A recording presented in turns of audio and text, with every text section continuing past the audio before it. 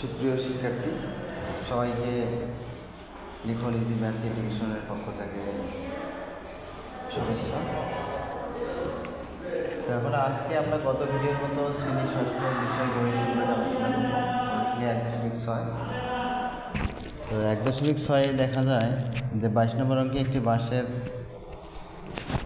বাঁশের হলো 0.15 অংশ কাদা, 0.65 অংশ পানিতে। যদি পানির উপরে বাঁশটির দৈর্ঘ্য 4 মিটার হয় তাহলে সম্পূর্ণ বাঁশটির দৈর্ঘ্য কত? তো অঙ্কটি এখন আমরা সমাধান করার চেষ্টা করি। তো মনে করি সম্পূর্ণ বাঁশটির দৈর্ঘ্য হলো 1 অংশ ধরা হলো, যেহেতু একটি বাঁশটির পানির উপরের অংশের দৈর্ঘ্য, তাহলে কি হবে? মোট থেকে আমরা এখানে কি ছিল যে কাদা ছিল, কাদা এবং পানি দুটো যোগ করলাম, যোগ করে বাদ দিলাম, তাহলে কত আসলো? 0.20 অংশ।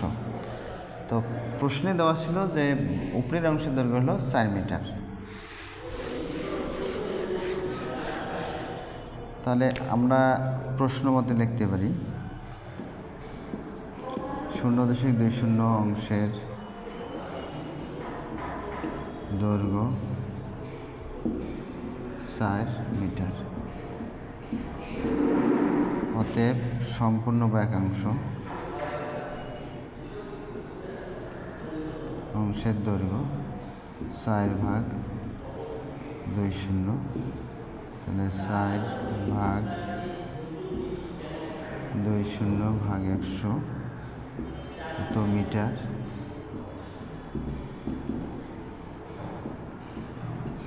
তাহলে আমাদের 4 গুণন 100 যাবে উপরে, 20 আসবে নিচে। তাহলে কী দাঁড়াচ্ছে?